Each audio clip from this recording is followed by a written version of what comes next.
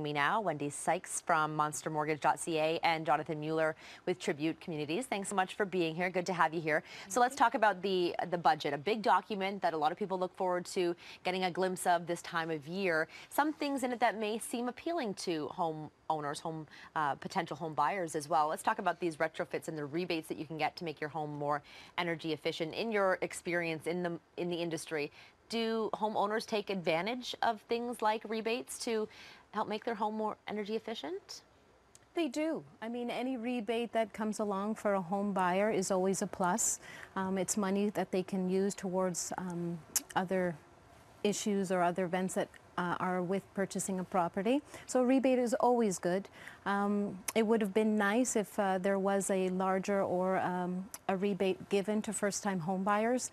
Right now, the max rebate is $2,000, but we know that the cost of living has gone up, purchase price has gone up, but the rebate hasn't gone up. So that would have been a nice thing for them to have adjusted, but it didn't happen. Okay, so the rebates are specifically tied to the cost of the property? Yes. So it is a land transfer tax that you pay based on your purchase price. So as a first-time home buyer, you are eligible to get a rebate, but only if you are a first-time home buyer. But right now, the max amount that you can get is $2,000, which in my opinion, I think is a bit low, and it would have been nice if they adjusted it and gave the first-time home buyers more of a credit.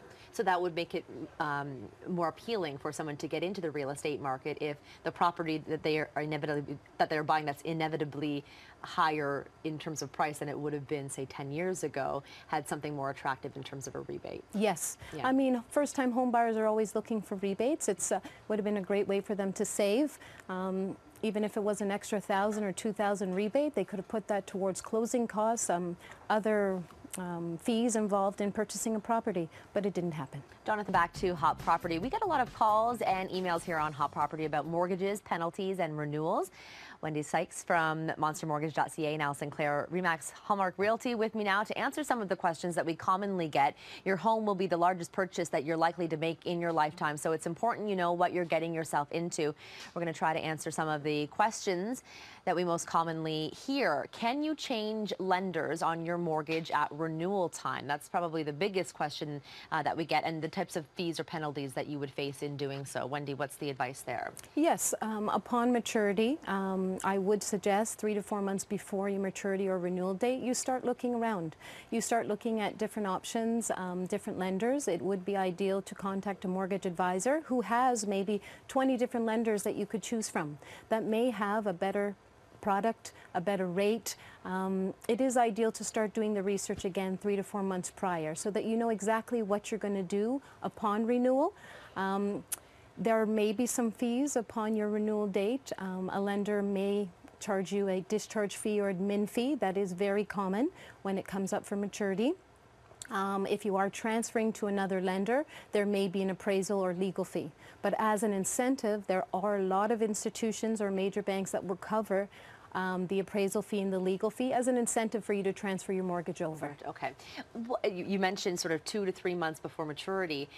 How aware are people about their mortgage term, or when it's up for renewal? Are they aware of when that's coming up, and how much time in advance they should maybe seek out the advice of a professional like yourself? And maybe, Al, you can speak to this as well. How in tune are people with the terms of their mortgage once they sort of sign the papers, when they go to maybe buy a new home? Are they aware of what they're locked into or what the terms are? We get a lot of visits from clients who are coming in to look for a house, and in the old days we used to pre-approve them ourselves, and now we have the mortgage specialists like Wendy that do that. But the people that we have not had a chance to meet yet, they come in and they're very aware of what's going on. Okay. They've done the research. It's the most important purchase probably of their life, and I would say 90% of them have done some homework, and most of them watch this show. That's why they're educated as well, of course.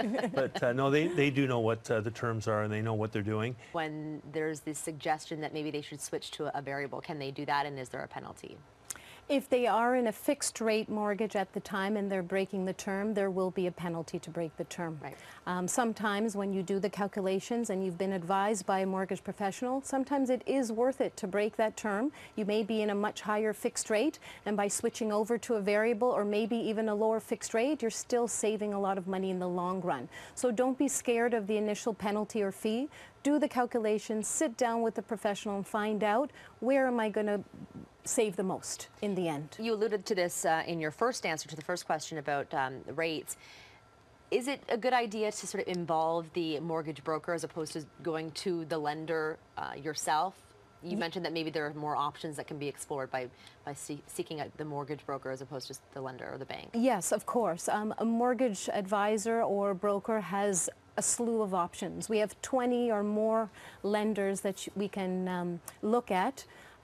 We can seek the rates for you. We can do all the legwork for you. It'd be very hard for an average consumer who's very busy to go to maybe 5 or 6 different lenders to seek out a rate. Let the broker who knows best do that for you, and they will come back to you with maybe 2 or 3 of the best options, and at the end of the day, you're going to decide what you're comfortable with. Okay. I would advise all people seeking a mortgage just to use your common sense. When you are doing a big monetary transaction like this, make sure the broker is credible. Make sure the broker is licensed. Make sure the broker is professional and knowledgeable.